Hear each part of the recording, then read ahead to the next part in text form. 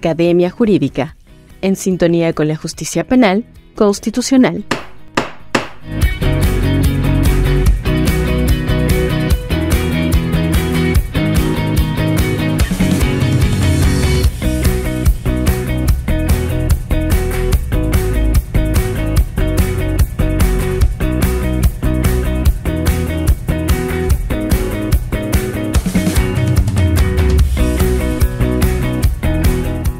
Reciban un cordial saludo, estimados colegas, estudiantes del Derecho.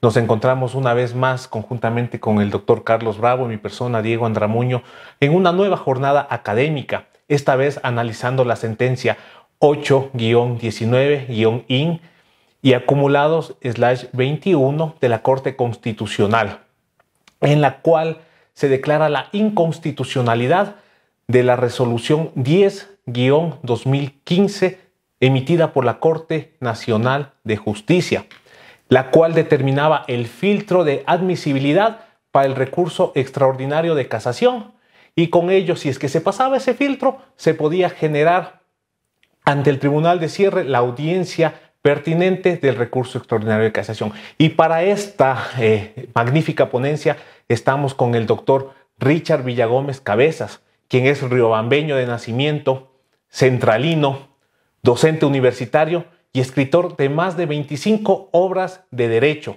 Estimado doctor, reciba un cordial saludo, la bienvenida a esta jornada académica, y en este momento las cámaras y los micrófonos son totalmente suyos.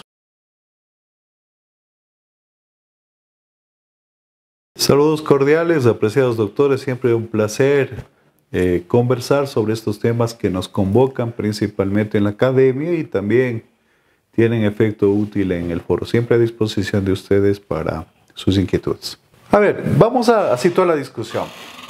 Varias cuestiones. Tuve el privilegio de ser parte de la Sala Penal de la Corte Nacional de Justicia, y efectivamente en el periodo en el que estuve se trató y se resolvió la resolución que creó indebidamente la admisión en el recurso de casación. Frente a ese hecho, yo expuse fundadamente mis motivos para señalar que no era lo adecuado porque la ley no establecía ese requisito. Muy sucintamente, el Pleno de la Corte Nacional de Justicia decidió, contra iure, crear procedimiento y en específico imponer el requisito de la admisión con 5 elementos que estaban dados por la identificación de la sentencia del ADCUEN. Segundo, la escogencia de la causal de casación, ya sea por contravención expresa, errónea interpretación o indebida aplicación de la ley. Tercero, correspondía señalar las normas de derecho que habían originado el error injudicando. Cuarto, fijar específicamente en la sentencia donde constaba el hierro, a lo que por analogía yo le denominé topología del error, considerando que la sentencia se analogaba a un mapa y que correspondía fijar geográficamente dónde se encontraba situado el hierro del decidor. Y finalmente correspondía explicar la trascendencia del vicio para la decisión de la causa. Varios problemas que se suscitaron de esto, y todo era un problema de interpretación. Sucede que el primer problema de interpretación radicó en saber si estos requisitos eran conjuntivos o disyuntivos. De esta primera aproximación, el criterio mayoritario era de que si faltaba uno de los 5 requisitos, era argumento suficiente para su inadmisión. El segundo elemento de la discusión es de que se alteraron las reglas de la competencia para el conocimiento y resolución del recurso de casación, puesto que, dejándose de lado lo que decía el Código Orgánico de la Función Judicial respecto de la admisión, que era facultad competencial propia de los conjueces, se provocó una doble asignación de función: la admisión, la realización de audiencia y la dictación de sentencia de fondo se acumuló en un tribunal de jueces. Tenía todas estas particularidades. Ahora bien, el tema que se acaba de mencionar deviene de una demanda de inconstitucionalidad sobre una resolución que recoge jurisprudencia obligatoria. Pero nótese que más allá de que se dejó sin efecto estos requisitos en la admisión, esto se constituyó también en un insumo muy interesante, un insumo que tiene que ver con la creación normativa del recurso especial de doble conforme. Porque específicamente esta sentencia constituye el insumo para el recurso especial de doble conforme cuando se dicta condena por vez primera en casación. Y obviamente hay otra sentencia que provocó que aborde los presupuestos hipotéticos de primera condena en apelación, la primera condena en trámites de adolescentes en conflicto con la ley penal y finalmente el hipotético en el que se trata de casos de fuero de Corte Nacional y de Corte Provincial de Justicia. Retomando la idea principal, la Corte Constitucional, en conocimiento de esta causa, en lo principal, ¿qué es lo que estableció? Que había cargos inherentes a la inconstitucionalidad por la forma en relación con la resolución atacada, dejándose sin efecto los requisitos anteriormente mencionados y estableciéndose varias cosas, varios efectos en el tiempo. Y esto es imprescindible porque a partir de que se dictó la sentencia, esto iba a cobrar vigencia para lo venidero y también para lo anterior. ¿Qué es lo que sucedió en la práctica?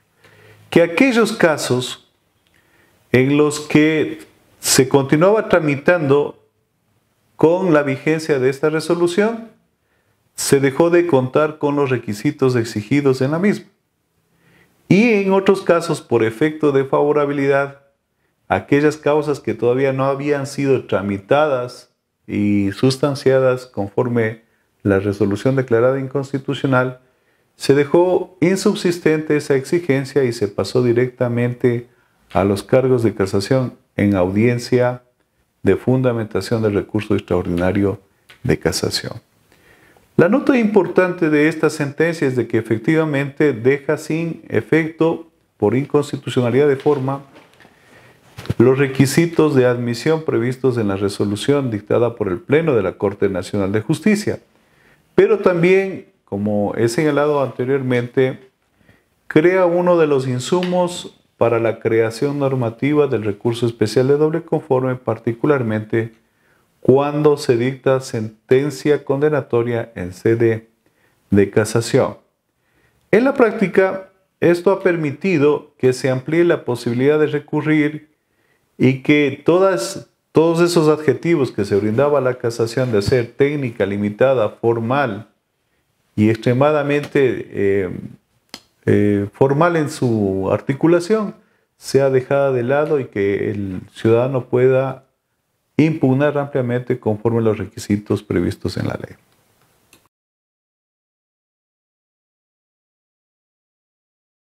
Perfecto, estimado doctor. Su explicación muy sucinta. Ya no existe ese filtro para la admisibilidad del recurso de casación. Sin embargo, todavía existe en la audiencia la fundamentación para que determinen, de manera técnica, determinemos los abogados si existe el error injudicando. Sí, a ver, ahí hay varias cosas que considerar. Creo que la creación del requisito de la admisión fue un tiro al pie, por varias consideraciones. Porque si el propósito fue dejar de lado la carga de trabajo para, digamos, de alguna manera tamizar lo que ameritaba técnicamente un tratamiento, una discusión y una resolución de la Corte Nacional de Justicia, terminó siendo contraproducente. Porque el alto nivel de inadmisiones que se provocaron en la práctica fueron más allá del 80%. Y esto dificultó grandemente la configuración de jurisprudencia, por una característica particular. Porque la jurisprudencia no se hace sobre autos. La jurisprudencia se hace sobre sentencia. Y entonces, al haberse disminuido el volumen de sentencias proferidas por los distintos tribunales de casación, la posibilidad de generar fallos de triple reiteración, que son el insumo de la casación, se aminoraba sustancialmente. Cierto es que desde una perspectiva eficientista penal, El número de autos de inadmisión servían para cubrir el número de causas despachadas genéricamente, pero en la práctica no es lo mismo que un ciudadano reciba una respuesta con un auto de inadmisión versus un fallo de fondo donde se analice si efectivamente hay o no error improcedente y error injudicante. Ahora bien, el otro aspecto es de que se imposibilita con la inadmisión el ejercicio de la facultad de oficio que tiene el Tribunal de Casación. ¿Por qué razón? Porque si el caso ya queda en inadmisión, nos evitamos la audiencia de fundamentación y de ahí no va a salir un fallo. Tampoco es posible la realización de un examen ex oficio que vaya más allá de los límites impuestos por la parte que recurre. Desde mi apreciación, eso terminó siendo perjudicial porque la posibilidad de creación de jurisprudencia se redujo sustancialmente.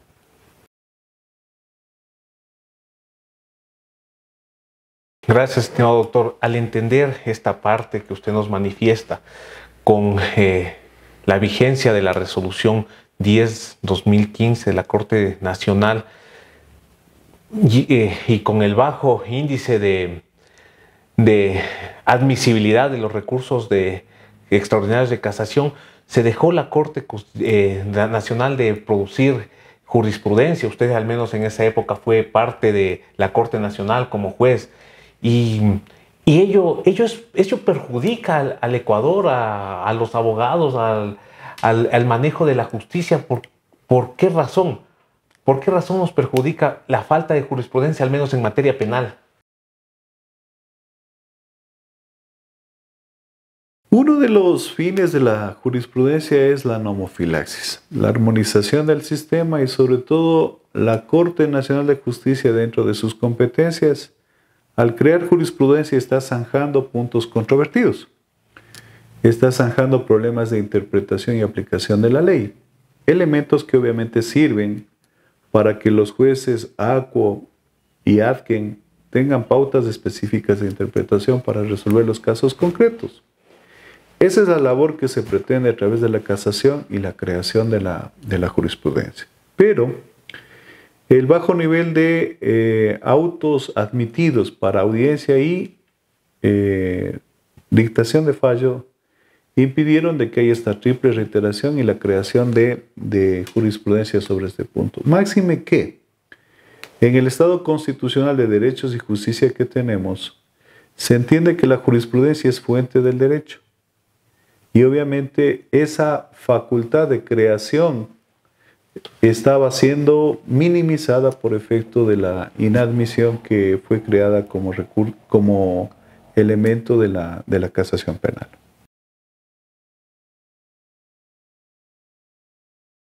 Muy claro, doctor. En ese periodo no existió mayor jurisprudencia en materia penal y eso perjudica obviamente porque es una fuente del derecho la jurisprudencia. Doctor, aprovechando su experticia en el temas casacionales, el Código Orgánico Integral Penal contempla la procedencia del recurso de casación cuando existe la violación a la ley, como usted nos ha dicho, el error injudicando, ya sea por contravenir expresamente su texto, por haber hecho una indebida aplicación o por haber interpretado erróneamente. La pregunta es, en un recurso de casación, ¿se puede interponer más de una de estas causales? ¿Es factible o no es factible? Yo creo que hay que diferenciar entre lo posible y lo correcto. Hago esta precisión porque, de hecho, he visto casos en los que efectivamente el justiciable acumula las tres causales. Y esto entorpece grandemente la discusión casacional por varias consideraciones. Porque no es lo técnicamente adecuado, ya que cada causal de casación tiene autonomía, tiene una naturaleza jurídica propia, tiene un hierro que lo describe con precisión. Y entonces esto en términos prácticos, conforme a mi apreciación, y así lo he plasmado en diversas obras, lo denomino como casación promiscua. Promiscua en el sentido de que se acumulan sin lógica, sin razonabilidad, 3 causales de reproche sobre el mismo conjunto de normas. Y si a eso usted le agrega un reproche indiscriminado de normas sustantivas, normas procesales, normas constitucionales, digamos que el efecto que se está buscando es completamente confuso. Entonces, el arte de la casación radica en el hecho de un planteamiento que sea claro, que sea preciso y que esté completamente orientado a un propósito que no es otro sino la corrección de la aplicación de la ley en la decisión del juzgador. Ahora bien, para entender esta dinámica, ustedes tienen que considerar las 3 causales de casación que tenemos. La indebida aplicación como causal de casación es un error de pertinencia. Esencialmente se suscita en 2 momentos. Cuando el tribunal Atkin escoge con hierro la norma y segundo, cuando la aplica al caso concreto. Esta es la descripción del vicio de la impertinencia. Pero también la Corte Nacional ha establecido pautas que complementan lo que debe entenderse como indebida aplicación y se exige la postulación de una proposición jurídica completa que en términos generales viene siendo una ecuación en la que por una parte se tiene que señalar las normas incorrectas y del otro lado las normas correctas. Es un juego entre lo incorrecto y lo correcto, de lo cual tenemos que es obligación del recurrente plantear esta proposición jurídica completa y explicar cómo las normas correctas, a criterio del recurrente, efectivamente solucionarían el hierro en el que incurrió el decidor. Hasta ahí la indebida aplicación. Ahora bien, en cuanto a la contravención expresa, este vicio se suscita cuando el decidor deja de aplicar lo que está previsto en la norma al caso concreto. Es una falta de aplicación como se conoce en términos generales. Y esto nos obliga a pensar en la estructura de la norma. Y entonces yo hacía una precisión en el sentido de que no es lo mismo reprochar la aplicación de una norma sustantiva que una norma procesal, que una norma constitucional. Y esto se plasma de la siguiente manera. Una norma penal sustantiva tiene 2 componentes básicos. Tiene un precepto y tiene una sanción. Y si falta uno de estos elementos es una ley penal en blanco. El problema radica en que esta norma es eminentemente hipotética. Es decir, que tiene que verificarse si en el caso concreto se cumplió lo descrito en la norma para que sea aplicado al sublite. ¿Ya? Pero es distinto cuando el reproche versa sobre norma constitucional, porque la norma constitucional es eminentemente tética. Es decir, no tiene una descripción de hechos y tampoco tiene una sanción. Y eso, uno de los elementos más importantes de estos lo visibilizan ustedes cuando hay un reproche sobre la garantía de motivación fijada en el artículo 76.7.l de la Constitución, que siendo una norma tética, actualmente la Corte Nacional la ha asimilado como un cargo de nulidad, que es una concepción muy distinta e incompleta, porque lo único que hace la Corte, dejando de ser de casación, solamente nulita, pero no dicta la sentencia de mérito. Entonces es una actividad incompleta porque esa actividad por la cual se obliga a dictar la sentencia de mérito ya no es de la Corte Nacional, sino que se dispone que sea hecha por el Tribunal de Apelación. Es lo que en términos dogmáticos se conoce como una suerte de reenvío. Y eso tiene una doble arista, porque eso también provoca que esa tarea incompleta realizada por el Tribunal de Casación le quite la calidad de cierre, porque ya no se dictaría la sentencia última que zanja la discusión penal. Entonces tenemos esos problemas. La tercera causal de casación tiene que ver con la errónea interpretación.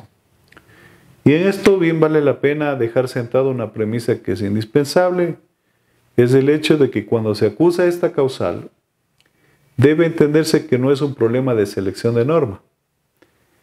La premisa es de que la norma está correctamente seleccionada. No hay discusión sobre la selección. Pero hay un problema que se relaciona con la interpretación dada a la norma en el sublite. Y entonces eso nos trae a colación cuáles son las formas de interpretación permitidas en materia penal y prohibidas. Si tomamos el artículo 13 del COIP, ahí tenemos bajo el título Interpretación, tenemos lo permitido y lo prohibido. En el numeral 1 se establece la interpretación jerárquica entre lo convencional, lo constitucional, lo legal. La segunda forma de interpretación permitida es la interpretación integral, es decir, una interpretación armónica entre los tres niveles. Y obviamente se introduce como elemento de interpretación el pro homine y su manifestación en materia penal, que es el pro reo. En el segundo numeral se autoriza la interpretación restrictiva, es decir, la interpretación a la letra de la ley. Y en contrapartida, pese a que el texto no lo dice, se entiende que está proscrita la interpretación extensiva. ¿Ya? Y entonces no se puede, vía interpretación, ampliar los presupuestos previstos en la norma para el tipo penal, la responsabilidad o incluso la medida de la pena. Y finalmente, tenemos que está prohibida en materia penal la analogía. Pero si acudimos nuevamente a lo teórico, la analogía no es un método de interpretación. Se trata propiamente de un método de comparación. Porque lo único que se hace ahí es verificar cómo se aplicó determinada norma en un caso, entre comillas, parecido, y esa interpretación se le trae al caso en cuyo evento se pretende utilizar sus efectos útiles de la interpretación. Pero recordemos que en materia penal un detalle, un elemento puede cambiar sustancialmente la discusión y el problema jurídico a resolverse. Entonces, estas tres causales, como dejo descrito, tienen naturaleza específica, características propias y obviamente tienen resultados diferentes que tienen que visualizarse al momento de definir el agravio casatorio para consideración del tribunal.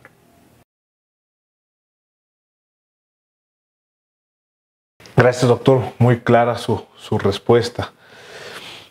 Existe en el artículo 652 del Código Orgánico Integral Penal, en el numeral 10 específicamente, y nos habla sobre que al momento de juzgar un tribunal, no especifica qué tribunal de cierre, de apelación, determina una causa que vicie el procedimiento y declara la nulidad desde el momento que se produce ese vicio.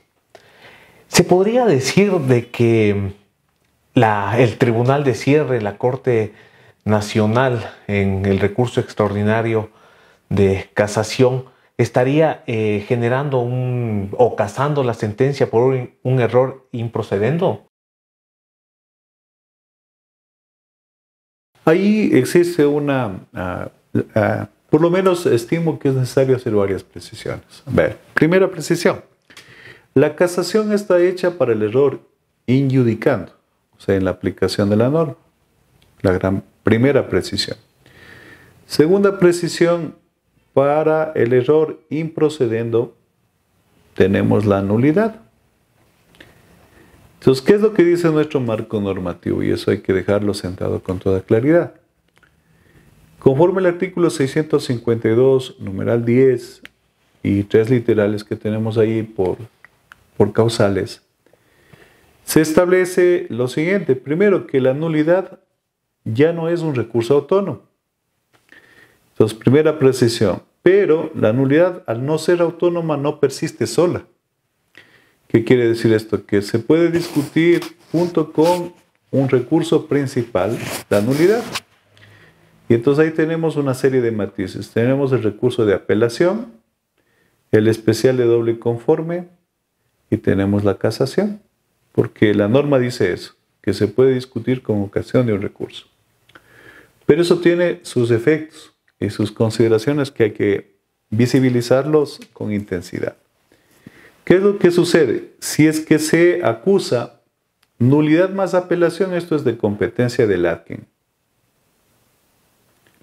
Si es que se acusa nulidad con ocasión del recurso especial de doble conforme, tendrá que distinguirse si se cuestiona la primera condena en apelación o la primera en casación.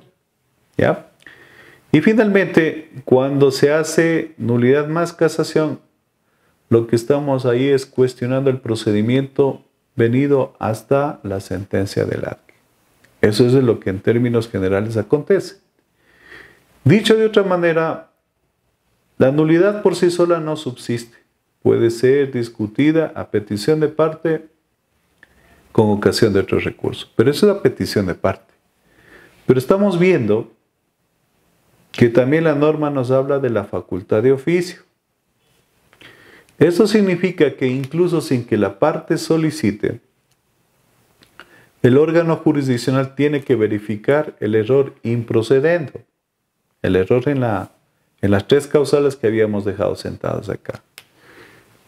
Los tres literales del artículo 652, numeral 10, hablan sobre competencia del órgano, vicios en cuanto al cumplimiento de los requisitos intrínsecos de la sentencia, esto es el artículo 622 del COIP, y finalmente los vicios de procedimiento en general. Bien, el aspecto nuclear es de que la Corte Nacional de Justicia, el Tribunal de Casación que aboca conocimiento de una causa, tiene primero que sanear la causa, pues no, tiene que verificar de oficio si es que existe o no algún vicio improcedendo que amerite la nulidad, porque sería inútil que no se haga esta tarea de prevención, de corrección, y ejemplo, se convoque a audiencia, y que en audiencia recién se advierte este error improcedendo. Entonces aquí, por efecto de la preclusión, se entendería que lo que primero tiene que resolverse es la nulidad y luego el recurso principal. Porque noten ustedes que en la estructura de cualquier sentencia tenemos una estructura muy formal, pues no. Dice primero qué es lo que asegura el juez, jurisdicción y competencia. El segundo elemento que dice validez. Entonces, en ese análisis de validez tendría necesariamente que hacerse este examen ex oficio para establecer la concurrencia o no de errores improcedentes. ¿Qué es lo que sucede? Y ahí sí hay una disparidad de criterio de interpretación, porque hay tribunales y tribunales. Hay tribunales que dicen que una discusión sobre error improcedendo ya es estéril, porque eso tuvo su momento en audiencia preparatoria.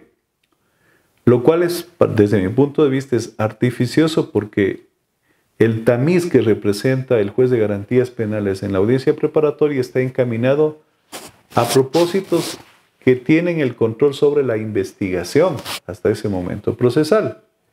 Pero ¿qué sucede si el error improcedendo se suscita desde la decisión del acuo hacia la casación? Esto quedaría sin control de procedimiento. Y entonces todos los jueces y tribunales de la República que conocen recursos tienen la facultad del control del error improcedendo por efecto del artículo 652.10. Pero entendiéndose que sobre este particular la Corte Constitucional ha señalado dos requisitos. Ha dicho sobre los errores que se subsumen en el 652.10.c, esto es sobre vicios de procedimiento, ha exigido dos requisitos. Requisito 1, que se explique cuál es la causal, y 2, que se justifique la trascendencia. Pero les hago notar que estos elementos solamente fueron exigidos con ocasión de la causal prevista en el literal C, porque sobre las causales A y B, que son competencia y requisitos de la sentencia, no hay jurisprudencia de Corte Constitucional. Y entonces estos elementos, causal y trascendencia, nos permiten discernir o diferenciar entre nulidad absoluta y nulidad relativa. Si el vicio es trascendente, gravísimo, entenderíamos que nos encontramos frente a una nulidad absoluta. Si el vicio es menor, entenderíamos que estamos frente a una nulidad relativa. Eso es lo que ha dicho la Corte Constitucional. Ahora bien, ¿qué es lo que sucede? En el caso de la incompetencia, hay norma también complementaria del Código Orgánico de la Función Judicial que establece que es posible aplicar la figura de la convalidación. La pregunta es, ¿hasta dónde se puede convalidar en las etapas del proceso? Porque si ya se pronunció el órgano jurisdiccional dictando sentencia, la convalidación ya no es posible. Entonces, miren ustedes. Y en cuanto a la sentencia, como vicio improcedendo, tenemos que hay requisitos de forma previstos en el 622. ¿Ya? Entonces, si no se cumplen los requisitos del artículo 622, sería una sentencia que incurre en vicio improcedente. Pero eso es por omisión, por defecto, porque no existe uno de los recursos. Pongo otro ejemplo, en el que el decidor añadió un requisito no previsto en la ley. Ejemplo, cuando en apelación, incluso a petición de parte, se incluye como parte de la condena medidas de protección.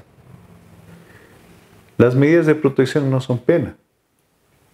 Entonces, se excluyen de la sentencia porque no están taxativamente previstas dentro del contenido del 622, pero particularmente porque hay dos fines distintos. Las medidas de protección buscan una finalidad muy distinta a la finalidad de la pena que está dada en el artículo 52 del COIP y 201 de la Constitución. Entonces, este añadido también sería motivo de nulidad, porque no estuvo dentro del debate en la audiencia de juicio, es un requisito añadido y consecuentemente se afecta a la estructura exigida legalmente en el artículo 622. Y entonces, claro, ahí siempre habrá la posibilidad de que esto sea planteado, sea por petición de parte o detectado de oficio por el órgano jurisdiccional, con una distinción que me parece interesante, en el sentido de que en un tribunal siempre hay un juez ponente y el juez ponente es el que tiene en su obligación la sustanciación y consecuentemente también la detección del vicio improcedente.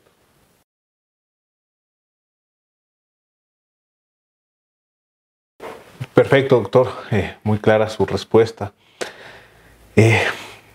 La resolución que ahorita ya es inconstitucional, la 10 del 2015 de la Corte Nacional de Justicia, como usted nos ha manifestado en su ponencia, nos determinaba 5 elementos para poder ser admitido.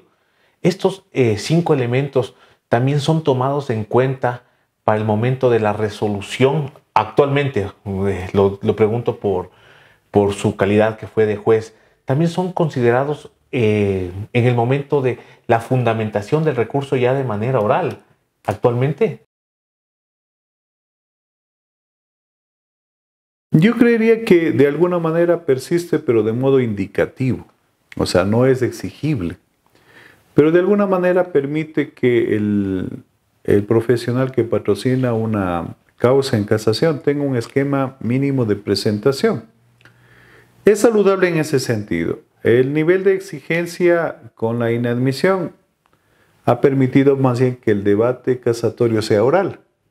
Y eso es importante. ¿Por qué razón? Porque finalmente la discusión casatoria se genera a partir de quien propone, la contradicción por la contraparte, y desde una perspectiva materialista histórica se entendería que quien propone la tesis casatoria es el recurrente, quien hace la antítesis es la contraparte y que corresponde al tribunal establecer la síntesis, es decir, dar la razón a uno u otro. Pero hasta ahí un esquema simple, porque noten ustedes que una vez que se ha dado respuesta a los cargos casatorios de la parte, el tribunal puede ampliar el examen ex oficio. Entonces la casación tiene esa virtud de que permite al tribunal ir más allá de lo planteado por es recurrente y eso tiene un propósito que se encamina hacia la realización de la justicia, no solamente en el orden nomofiláctico, armonizador, sino que también sobre este punto hay una postulación desde la filosofía del derecho, es de que debe tener necesariamente una finalidad diquelógica, es decir, que permita la efectiva realización de la justicia con prescindencia de los errores en los que pudo haber incurrido la defensa técnica en la fundamentación del argumento contentivo de la casación.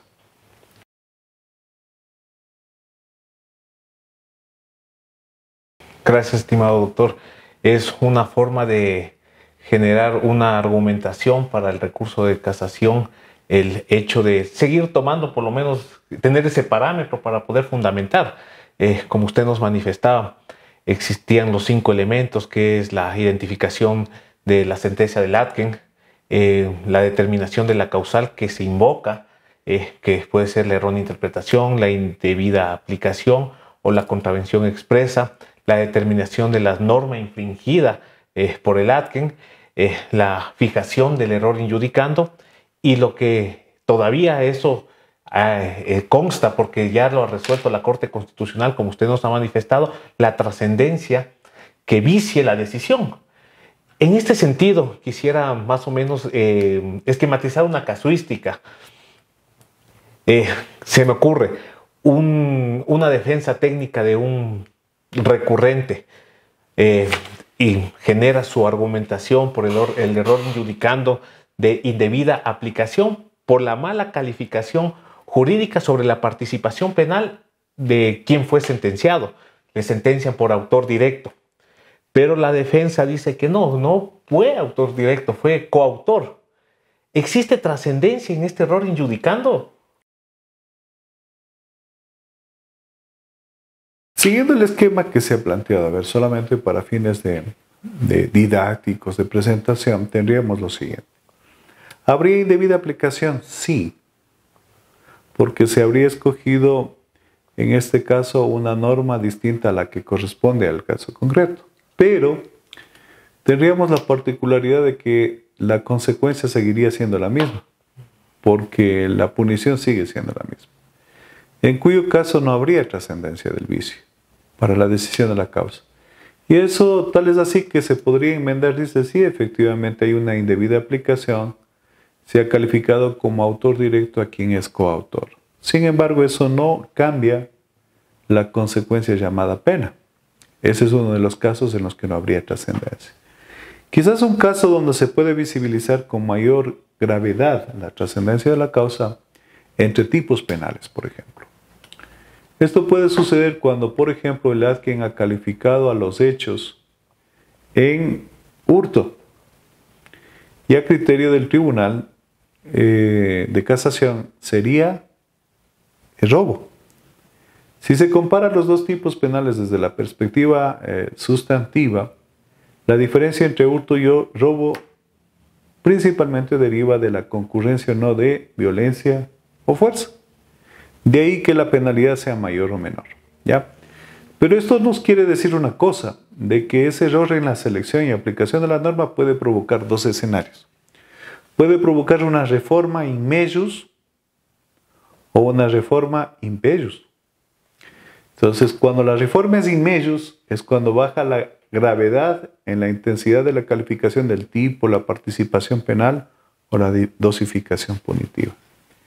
Pero la reforma in peius puede suscitarse también cuando, al corregirse el error que se ha acusado a petición de parte, en el ejemplo, fiscalía o acusación, se podría reformar el tipo, la participación penal, ejemplo de cómplice autor, y obviamente la dosificación punitiva cambia. Son las posibilidades que existen en la indebida aplicación. Y esto obviamente nos provoca una relación forzada con la garantía de non reformatio in peius. ¿Por qué razón? Porque aquí hay un grave problema que no ha sido resuelto todavía por la jurisprudencia de Corte Nacional de Justicia y tampoco de Corte Constitucional. Y expreso esto por lo siguiente. Porque si usted toma el texto constitucional relativo a la non reformatio in peius, dice que no se podrá empeorar la situación jurídica del procesado. Eso en términos genéricos. Pero si usted toma el artículo 5.7 del COIP, en ese texto se introduce una condición. Dice, en tanto y en cuanto sea el único recurrente. Y entonces hay sentencias de Corte Constitucional por la vía de extraordinaria de protección que han abordado el problema de la non reformatio imperius, pero en relación con la ley anterior. Esto quiere decir en relación con el Código de Procedimiento Penal, artículo 328. Entonces, de ahí se deriva una serie de inquietudes. La Corte se pronunció expresamente sobre el 328 del derogado Código de Procedimiento Penal. Y se ha pretendido, por interpretación, por analogía, se ha dicho que lo expresado por la Corte Constitucional con ocasión del artículo 328 debería hacerse valer en relación con el artículo 5.7 del COIP. ¿Ya? Pero eso no es tan así, porque el objeto de la discusión en la extraordinaria de protección fue muy específico y no se extendió a la ley nueva. Pero sigue subsistiendo el problema ahí. Y entonces, claro, tenemos un sistema impugnatorio multilateral en donde es posible que impugnen los sujetos básicos de la relación procesal, fiscalía, procesado y adicionalmente la acusación particular. En un escenario así donde hay tanto derecho a recurrir, lo más probable es que cualquier parte recurra, con lo cual la garantía de non reformatio imperio se reduce sustancialmente. Y obviamente la posibilidad de empeoramiento es más latente bajo esa interpretación.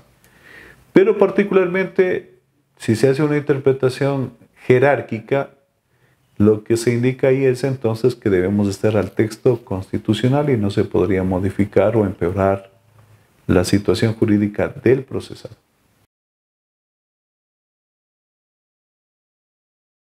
Muchísimas gracias, doctor. De verdad que su aporte realmente a la academia jurídica es constante, no solamente con sus múltiples obras, sino también precisamente con esa actividad de dedicarle, ¿no?, y sacar de su agenda tan atareada espacios para contribuir, ¿no?, con el estudio del derecho penal.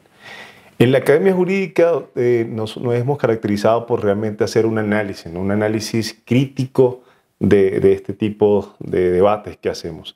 En ese sentido quisiera hacerle algunas preguntas, ¿no? Particularmente hace un par de años realicé un pequeño estudio sobre la base de verificar la cantidad o el porcentaje de admisibilidad que había, ¿no? De hecho, usted lo mencionó en su exposición, y rondaba por encima del 80% de la inadmisibilidad cuando existía realmente ese filtro de admisibilidad que ya usted ha dejado claro de que pues, ha sido derogado por esta sentencia que estamos analizando. En una clase de maestría el año pasado recuerdo que quien era el presidente de la sala me indicó que había sido como que conservador. Me dice realmente el porcentaje va por encima del 90% de la inadmisibilidad. El planteamiento, y si me permite llamarle a esto, que existe para mí ya no este filtro, pero ya existe si me permite llamarle un segundo filtro, que sería propiamente de esa audiencia. Yo quisiera consultarles, ¿a qué se debe realmente tan elevado nivel de inadmisibilidad que hoy por hoy estaría presente ya en la posibilidad de casar o no la decisión? Quizás una falta de técnica casacionista, quizás todavía se percibe a la casación como una tercera instancia. Hay varias cosas que pensar, y creo que lo justo es pensar de modo holístico, tratando de integrar todas las variables. Y si no todas, por lo menos una gran cantidad, para que por lo menos el abordaje en el análisis sea un poco más completo, más amplio y más satisfactorio si es que hay respuestas. Partamos de lo siguiente. A ver, yo creo que hay un orden que incluso está por fuera de su planteamiento, por lo siguiente.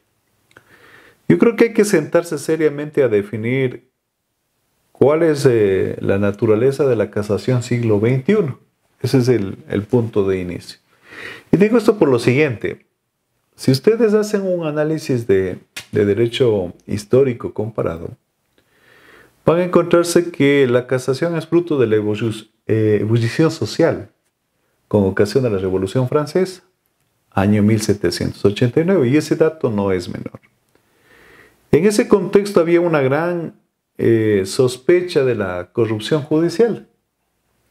Y noten ustedes que el primer órgano de casación que se crea es a cargo del Consejo de Partes, donde se trata de un órgano político. Un órgano político haciendo control de las decisiones judiciales. Entonces, la naturaleza primigenia de la casación es política, bajo la sospecha de corrupción del juez. ¿Ya? Pero lo que se originó de esa manera luego obligó a un punto de partida que siempre es indispensable dejar definido, que esto requería principio de legalidad, porque ya se crea la casación, se introduce en el corpus jurídico, en el Código Napoleónico, y se deja definido el órgano de casación. Y entonces hemos tenido 2 siglos, más de 2 siglos, donde se ha moldeado la institución de la casación. Y tenemos cuando menos 2 modelos de casación. El puro, que impide el reexamen sobre hechos y prueba. Y el impuro, que juega con esas limitaciones en el orden normativo.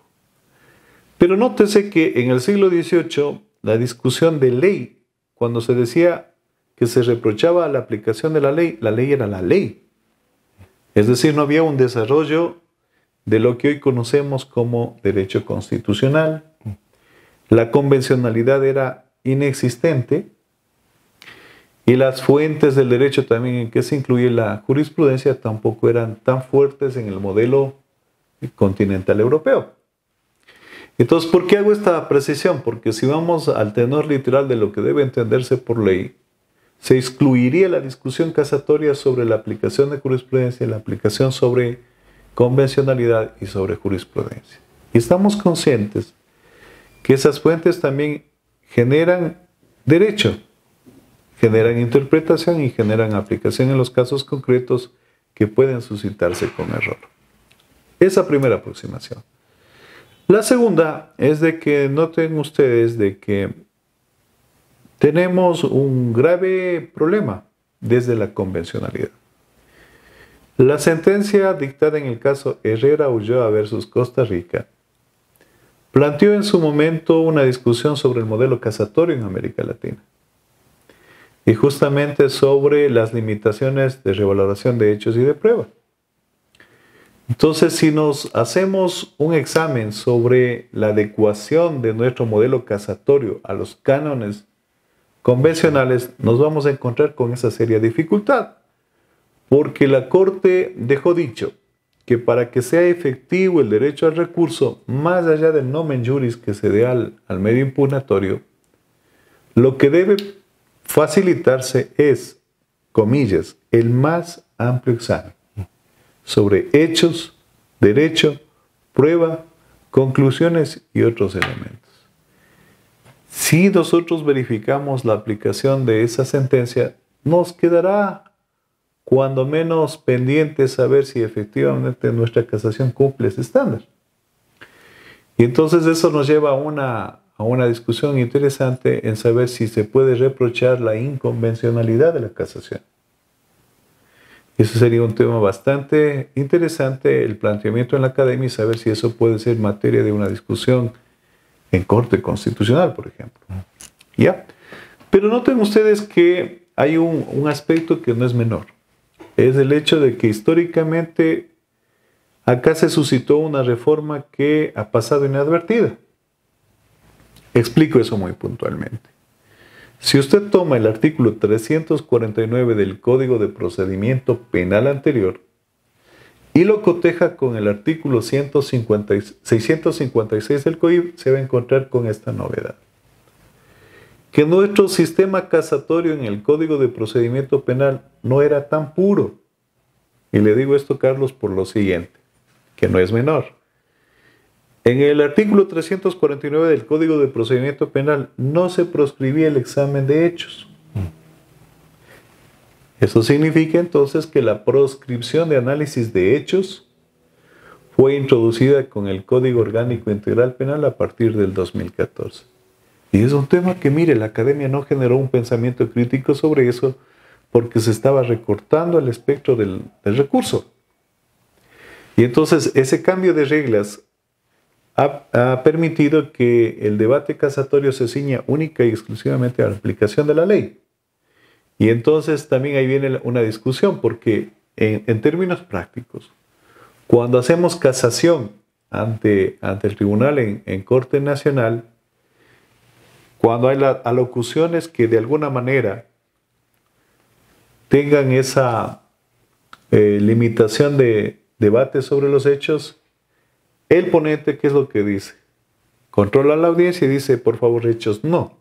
Controla, dirige la audiencia y se excluye el debate sobre hechos.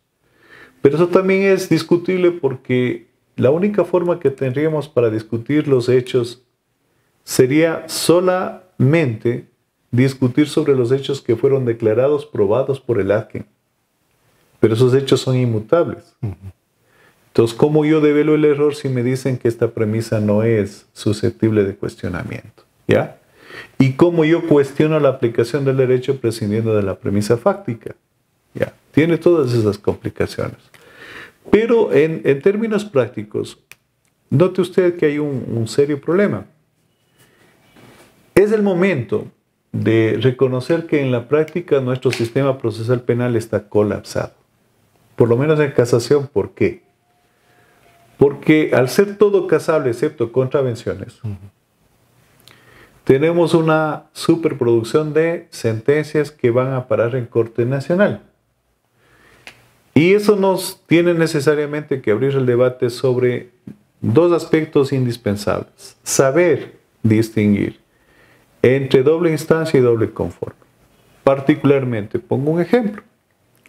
Cuando se discutía este tema en Corte Nacional, yo decía que debe satisfacerse el principio de legalidad, que debe ser el asambleísta quien ponga los límites en la ley, por efecto de la predictibilidad y de la seguridad jurídica.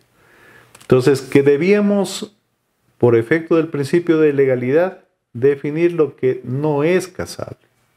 Ejemplo, desde mi apreciación, los delitos de acción pública, de acción privada, los que se persiguen mediante querella, no deberían ser casables. Deberían satisfacerse mínimamente con una apelación y punto. ¿Ya? Al igual que las contravenciones. Entonces eso no significa de alguna manera que no estamos cumpliendo los cánones convencionales en relación con el derecho a recurrir, sino que estamos haciendo un tratamiento específico conforme la escala penal. Y en la acción pública podríamos decir, por ejemplo, que solo aquellos delitos que superen la pena en abstracto de 5 años sean susceptibles de casación. Esa sería otra limitación, pero debería estar impuesta en la ley. De tal forma que en el volumen ya tenemos una amplia posibilidad de que ese volumen primigenio se reduzca con vista sobre todo a producir jurisprudencia. La jurisprudencia no es un producto de cocción rápida. La jurisprudencia es un producto de cocción lenta, tan lenta que los cambios jurisprudenciales, los hitos jurisprudenciales, los cambios jurisprudenciales se han suscitado, por ejemplo, en el caso de Miranda, a lo largo de un siglo. El caso de Arizona versus Miranda ha tomado un siglo. Pero esa es la tradición anglosajona. Entonces eso también nos invita a pensar que la casación tiene que ser dinámica y mucho más adaptable a las necesidades sociales. Porque, por ejemplo, hay tipos penales que todavía tienen su complejidad en la interpretación. Ejemplo, que se ha vuelto desgraciadamente un punto común, es el femicidio. Entonces, por ejemplo, la expresión que dice por el solo hecho de ser mujer, es un elemento que, siendo constitutivo del delito, amerita una interpretación que debe ser zanjada por el decidor en un juicio de tipicidad, pero que más adelante también tiene que ser resuelto en el juicio de reproche para la exigibilidad de la conducta atribuida al justiciable. Entonces, esos temas yo creo que deben ser más dinámicamente resueltos en esquemas mucho más expeditos, pero eso obviamente exige un mejor diseño normativo. Perfecto. Me hace recordar un poco lo que indica Cicerón. Creo que señala que el que no conoce la historia está condenado a repetirla.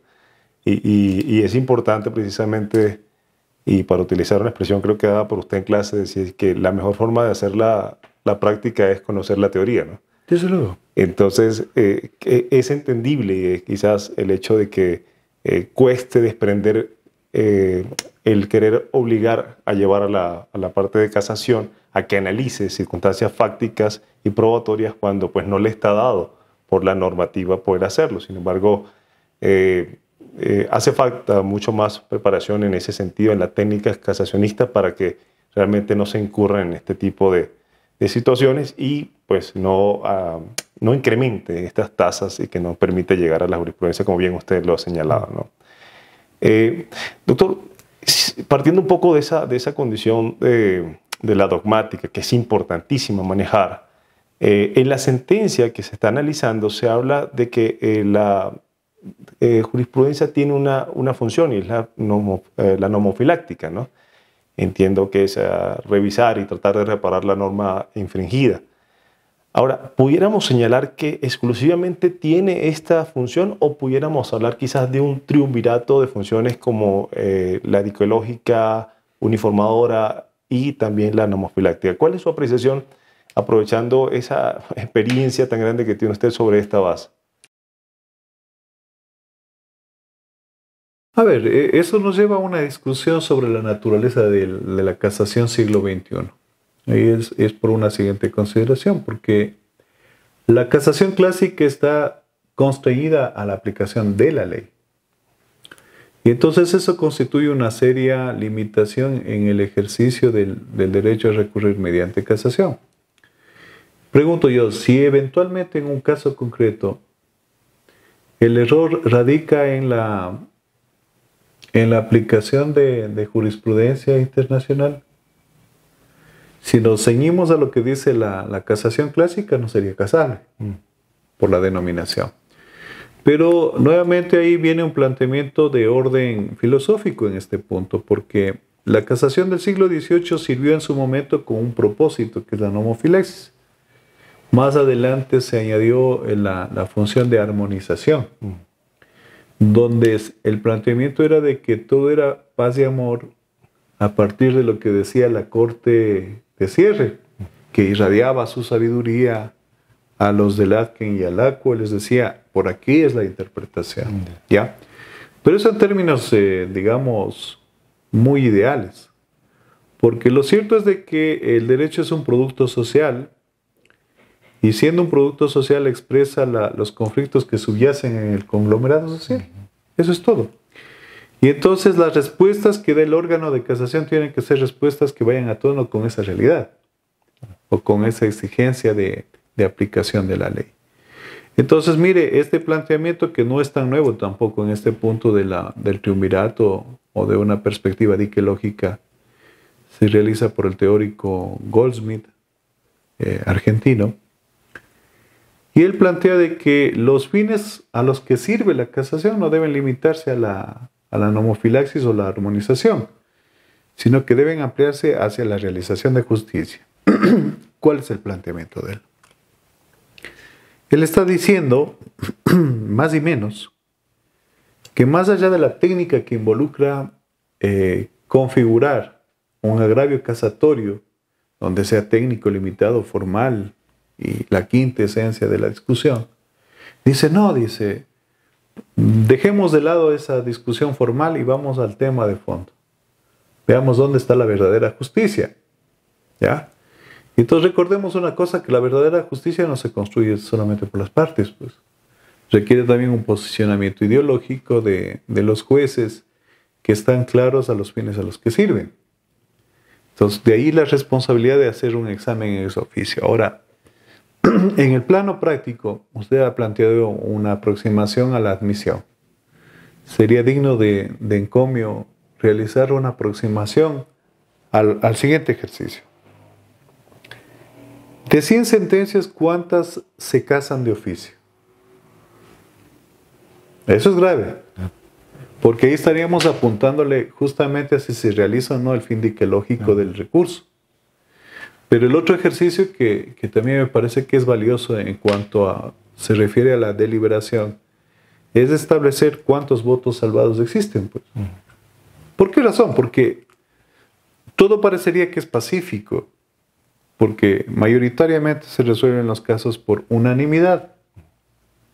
Pero lo cierto es de que los casos son tan complejos que pueden perfectamente tener un voto de mayoría y un salvado, con valiosas expresiones de sus posiciones. ¿Ya?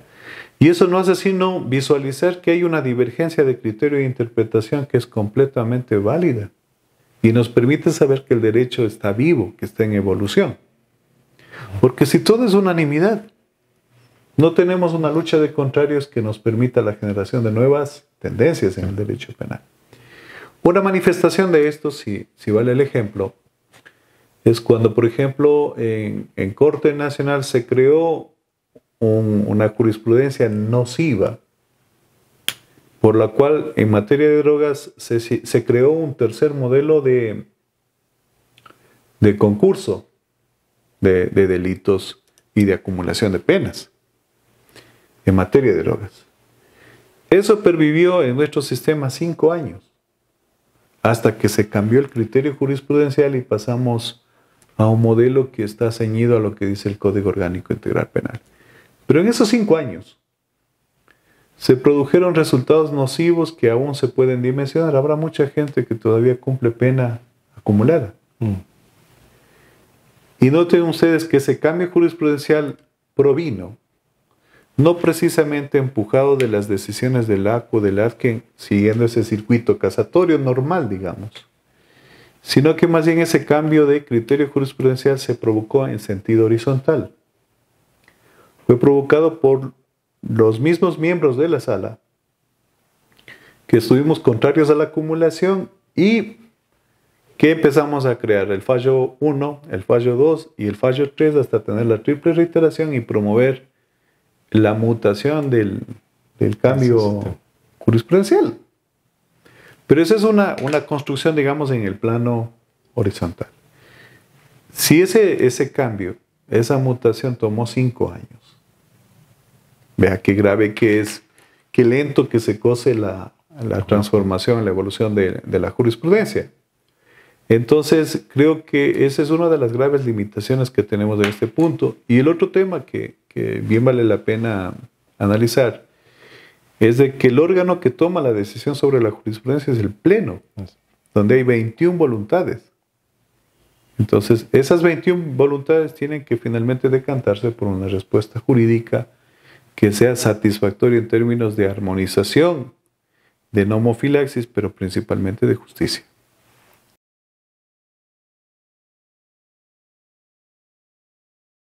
La verdad que siempre sus explicaciones son bien extensivas y sirven muchísimo precisamente para la doctrina, para la academia, y le agradecemos muchísimo esa posición que siempre ha sostenido, ¿no? En definitiva, creo que incluso la eliminación de este filtro va a permitir, como bien usted dice, se cocina o se cuecen largo, pero en definitiva va a permitir el incremento de la jurisprudencia y de alguna manera también el hecho de que se adapte a las situaciones sociales, ¿no? Usted hizo mención un poco a ese principio de oficiosidad de la Corte Nacional. Entendería que incluso creo que son los únicos jueces que tienen ese principio. Corríjame si estoy mal. Me gustaría saber cuál es el límite realmente a ese principio de oficiosidad de los jueces de la Corte Nacional en materia de casación. A ver, los límites tienen que darse partiendo de los presupuestos legales. Límites impuestos por el artículo 656 sobre la revaloración fáctica y la probatoria. Eso es ineludible. sea para la postulación del recurso por la parte o ya sea por el tribunal en su facultad ex officio. Son límites infranqueables. Ahora bien, el tema, como siempre lo he manifestado, es de que en la práctica esto supone un problema, porque si ni pidiendo dan, o sea, si ni recurriendo el tribunal lo concede, ¿qué nos hace creer de que ex officio nos lo vayan a conceder? Pero eso también depende de la decisión que tengan los jueces en profundizar o no sus facultades. Porque yo jamás dudo de la formación judicial.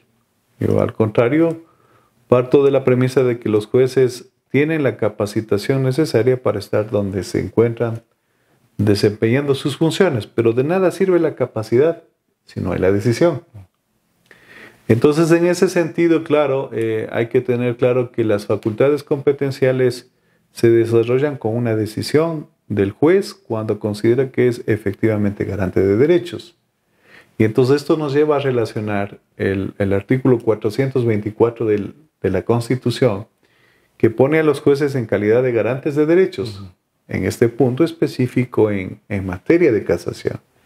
Entonces, digamos que políticamente lo adecuado sería, en esa línea de ideas, que el juez opte por una decisión de orden diquelógico. Pero también cada juez tiene su corazón y sus prejuicios, obviamente. Claro, claro. Sí, que definitivamente entendería que las funciones, aun cuando se sostienen a veces que solamente cumplen funciones judiciales o jurisdiccionales, creo que cumplen también una función política en algunos casos, ¿no?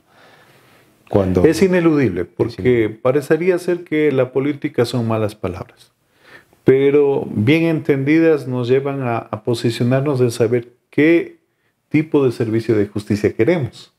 Bien entendido, esto se debería alinear con dos elementos que me parecen indispensables, con la misión y la visión institucional. Y hay un aspecto que me parece que está ahí sin pronunciamiento, por lo menos en la academia, de si superamos ese viejo concepto arcaico ya de la verdad procesal o la verdad material. La verdad es una sola.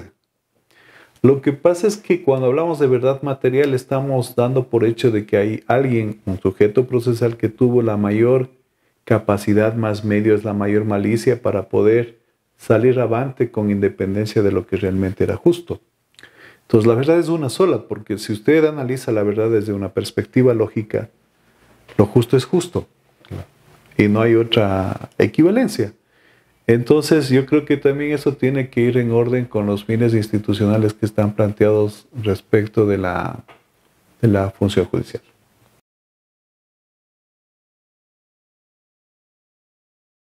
Perfecto, muchísimas gracias, doctor. Analizando un poco más allá también la propia decisión, objeto del análisis, hace mención de una figura que es el recurso per saltum. Claro. Es una figura que realmente analizábamos, el doctor Diego y mi persona, como quizás una innovación, ¿no?, sobre la base de la etapa recursiva que ya preveía el Ecuador, tomando en consideración de alguna manera que permitiría el hecho de poder decidir sobre uno u otro recurso. ¿Pudiera de pronto explicarnos cuál pudiera ser el razonamiento y la justificación jurídica que pudo haber tomado en cuenta la Corte para, pues, crear esta figura hoy por hoy en el Ecuador?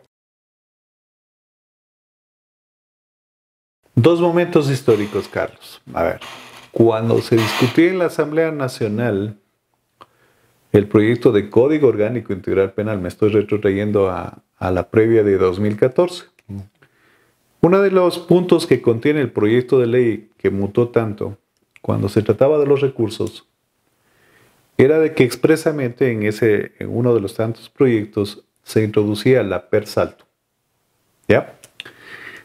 Definamos la per saltum. La per saltum no es sino una facultad conferida legalmente por el asambleísta a la parte procesal para que pueda escoger el medio impugnatorio que mejor sirve a su interés. Punto. Así de simple. Y en este sentido, usted procesalmente tiene que hacer una comparación con otros países que tienen esta institución. Si usted considera, por ejemplo, el caso de Argentina, en Argentina usted tiene dos opciones para la persaltum. Una, cuando es un ejercicio de la parte, que escoge el medio impugnatorio más útil para su interés. Y la segunda, que se hace persaltum por la vía de avocación. La vía de avocación significa que la Corte Suprema, en este caso de Argentina, escoge el caso por su complejidad, sus elementos, sus variables, y dice, escojo este caso para hacer casación. Entonces ya no es facultad de parte, sino facultad del órgano. No.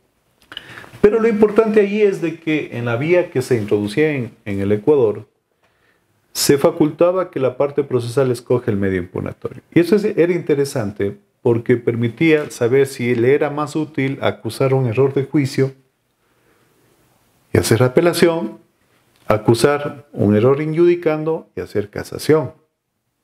¿Ya? Pero ahí viene la gran cuestión, pues, que la persaltum siempre tiene que verse en paralelo con un principio procesal que se llama preclusión. Y entonces no es cuestión solamente de escoger el medio que más me convenga, porque cuando ya se decide la causa yo no puedo volver atrás y hacer uso de a lo que renuncié. Ejemplo, si yo pude, respecto de una sentencia del ACU, el camino legal hoy sería primero apelar y luego casar. Si había persaltum, yo decido casar y prescindo de la apelación. Por efecto de la preclusión, no puedo volver al estado anterior. ¿Ya? Entonces, mire, esto es interesante porque facilita el ejercicio del derecho a recurrir. ¿Ya? Pero, particularmente en Ecuador, sí hay una excepción a la persaltum que no está prevista por principio de legalidad en el COIP. Es consecuencia de la resolución de Corte Nacional de Justicia que crea el recurso especial de doble conforme. Y particularmente en el artículo 6 permite que frente a una primera condena en sede de apelación, mientras había este periodo de adaptación, de transición, el justiciable podía escoger entre recurso especial de doble conforme o casación, porque es disyuntivo, o uno u otro. Pero eso solamente para ese periodo de transición.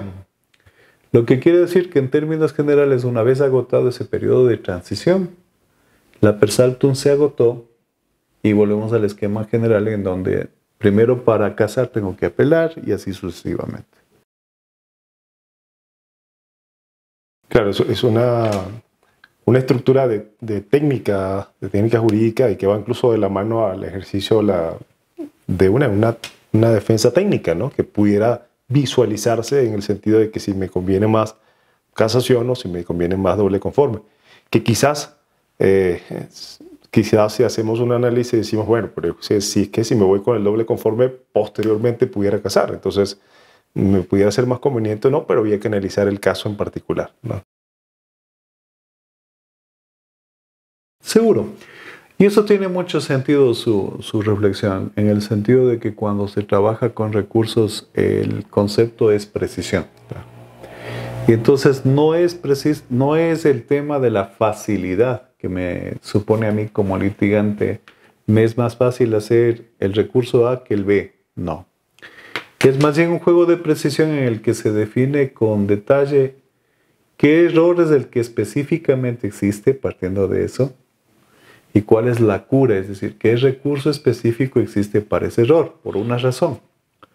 Porque si yo identifico que el error que subyace en el fallo que cuestiono es un error de juicio, no puedo forzar un recurso de casación. Y en la otra vía, si yo identifico que el error es injudicando, no puedo forzar una apelación. Entonces hay una relación directa entre vicio y recurso. Entonces hay que utilizar los medios impugnatorios específicos para cuestionar el vicio que se visibiliza.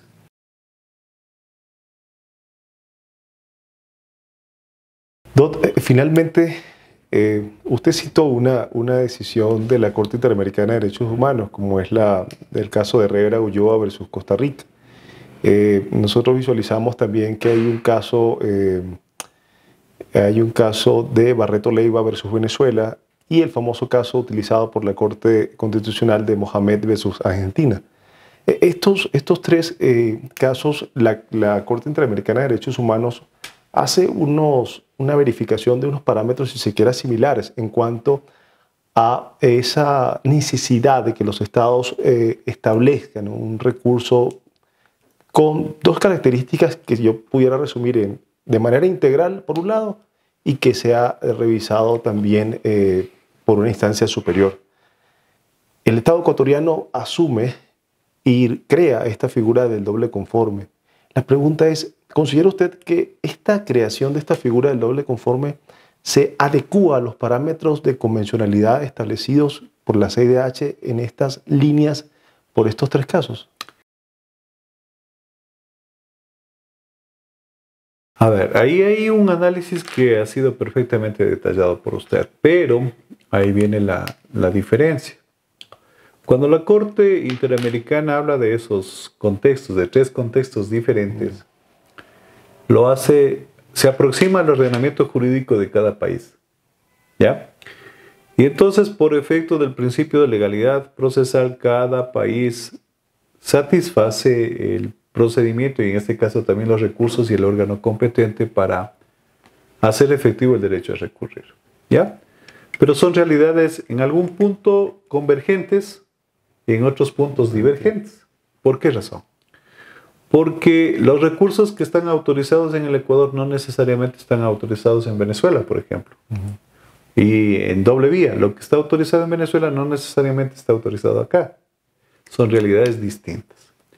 Pero ¿qué es lo que ha dicho la Corte Interamericana?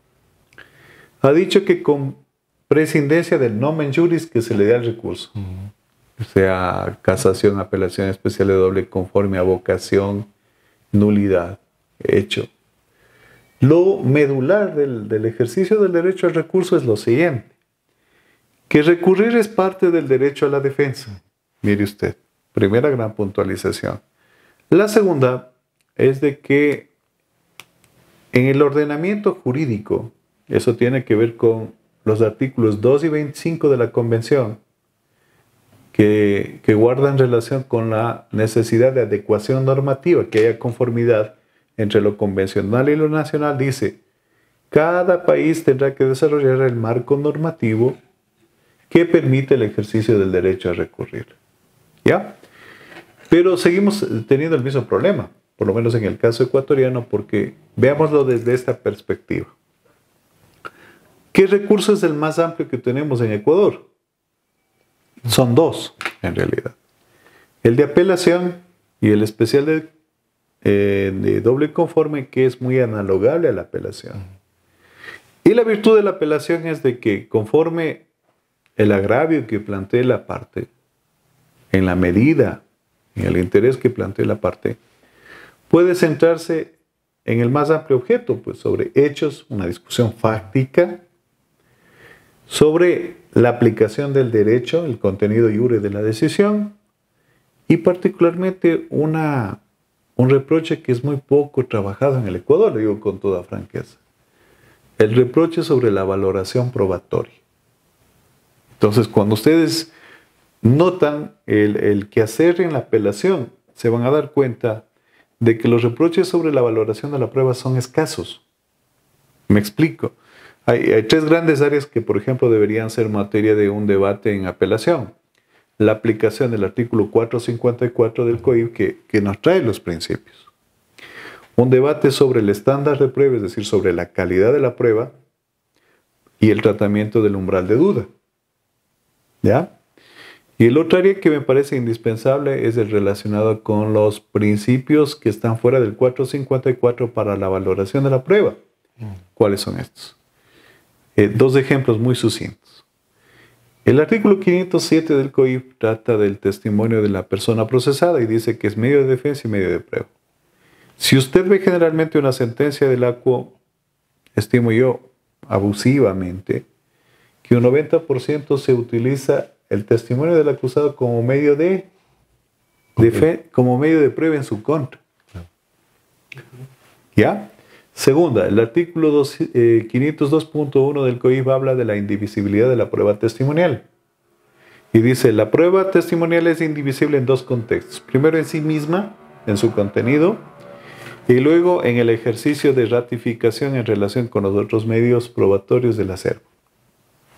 ¿Ya? Eso es indivisibilidad.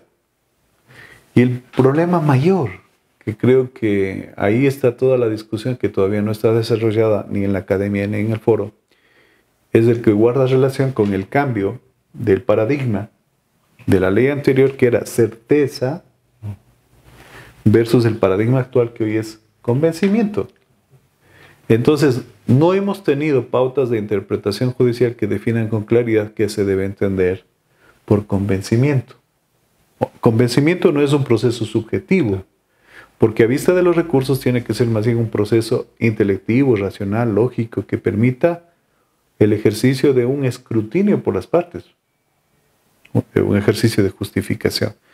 Entonces, miren, ese aspecto por lo menos no está lo suficientemente resuelto y creo que es uno de los temas que necesariamente los abogados tenemos que trabajar para obligar a que los órganos jurisdiccionales también nos brinden respuestas fundadas sobre esos tópicos.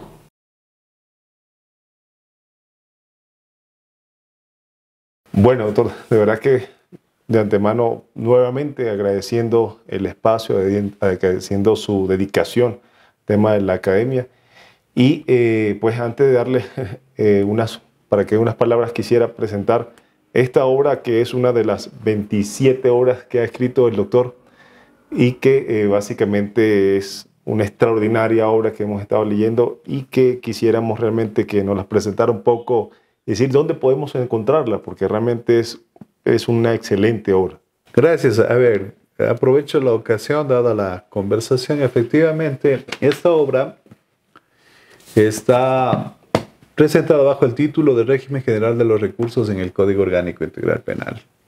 Entonces, esta obra contiene recursos de apelación, especial de doble y conforme, casación, recurso de hecho, recurso de revisión, y también tiene los recursos dados por efecto de la supletoriedad a partir del COGEP, que son aclaración, ampliación, revocatoria y reforma.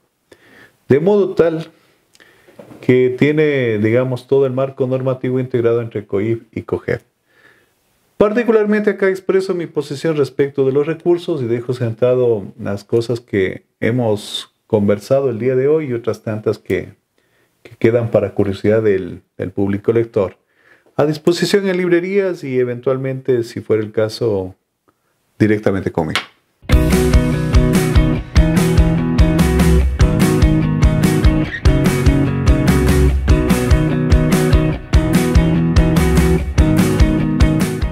Academia Jurídica, en sintonía con la justicia penal constitucional.